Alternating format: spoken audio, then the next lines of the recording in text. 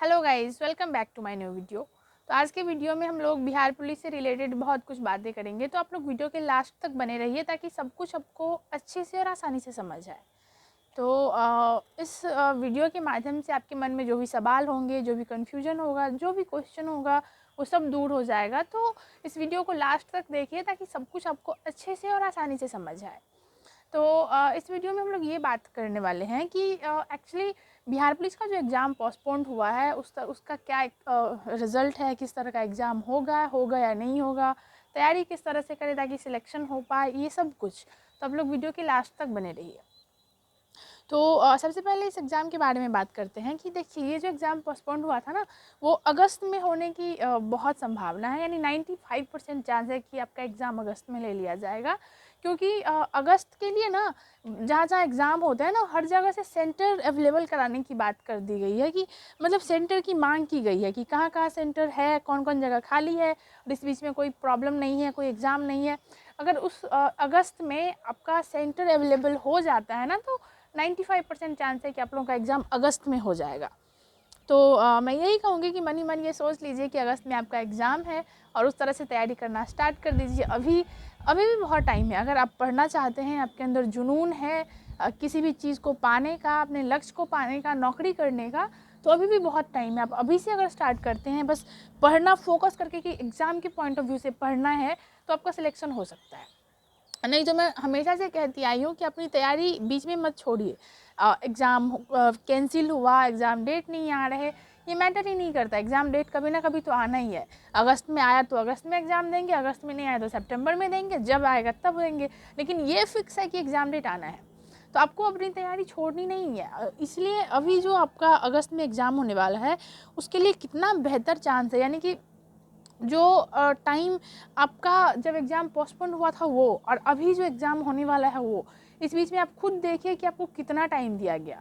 अगर आप सच्ची ईमानदारी से खुद पे समय दिए होंगे, खुद को संभाले होंगे, तो देख लीजिए कि आप कितना आगे बढ़ गए होंगे।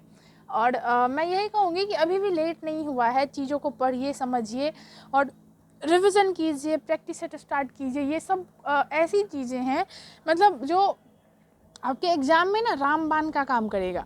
सबसे पहले तो देखिए प्रैक्टिस शीट, ये सबसे ज़्यादा ज़रूरी चीज़ है।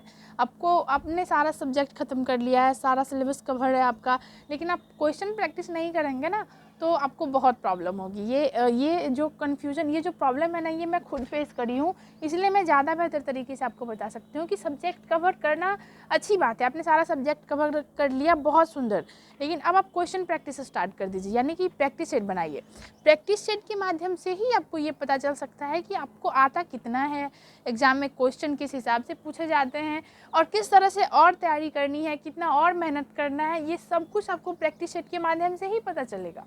तो प्रैक्टिस सेट बहुत ज़रूरी है। ये आपको कह रही हूँ ना, ये आपको एग्ज़ाम में रामबाण के जैसा काम करेगा।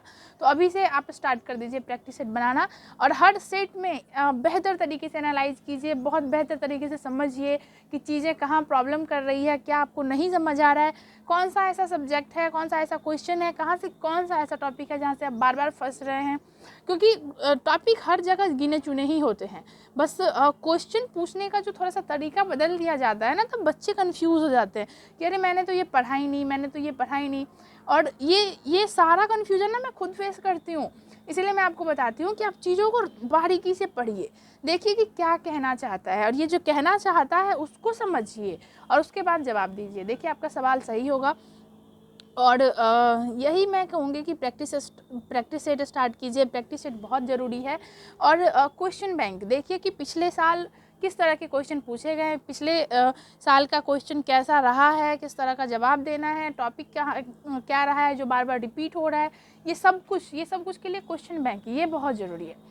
तो अभी जो आपने पढ़ाई कर लिया है उसको रिवीजन कीजिए, प्रैक्टिस सेट और क्वेश्चन बैंक, बस इन चीज़ों को लगातार जब तक एग्ज़ाम नहीं हो जाता करते रहिए। और आपको कुछ करना ही नहीं है। इतना अगर आप कर लेते हैं तो रिटेन आपका कोई नहीं रोक सकता, क्योंकि बहुत टफ एग्ज़ाम नहीं होता है, लेकिन जो होता है ना वो काफ़ी कन्फ्यूजन वाला क्वेश्चन होता है।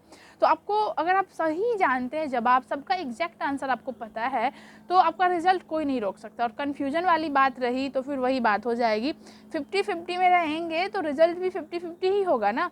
आप हमेशा 100% में रहें कि हाँ इसका यही आंसर है, और तैयारी भी उस तरह से करें क्योंकि टाइम भी उस तरह से दिया गया है। ऐसा नहीं कि आप कहेंगे कि टाइम नहीं मिला, आपको टाइम भी बहुत ज़्यादा दिया गया है और अभी भी टाइम है। अगस्त में एग्ज़ाम होना है और 95% ही चांस है, 5% है कि नहीं होगा, लेकिन 95% चांस है कि अगस्त में आपका एग्ज़ाम हो जाएगा। तो आपको उस हिसाब से तैयारी करनी है कि अगस्त में आपका एग्ज़ाम है, आपको बिल्कुल टाइम इधर उधर ख़त्म नहीं करना, पूरा फोकस अपने गोल पे करना है, पूरा कंसंट्रेट अपने फोकस पे करके, मतलब कि यही करना है, यही करना है, यही करना है, इस तरह से तब पढ़ाई कीजिए, फिर आपका सिलेक्शन बिल्कुल होगा।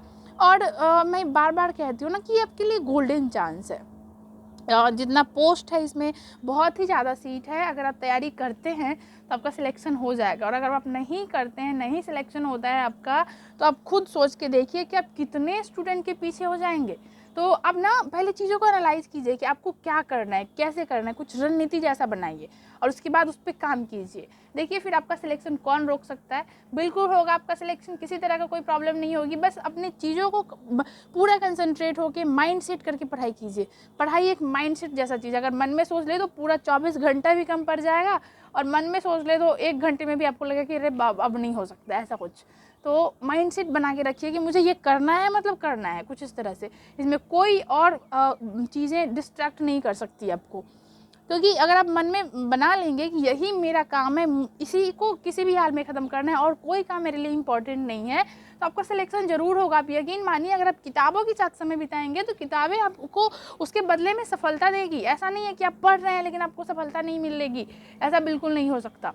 तो बस यही कहूँगी कि पढ़ाई कीजिए, अच्छे से पढ़ाई कीजिए, और मतलब अगस्त में एग्ज़ाम होने का बहुत चांस है। अगर आपको कोई प्रॉब्लम हो, कोई सवाल हो, कुछ आप पूछना चाहते हो, तो आप हमें कमेंट कीजिए, हम आपके सारे सवालों का जवाब देंगे। तो फिलहाल इतना ही।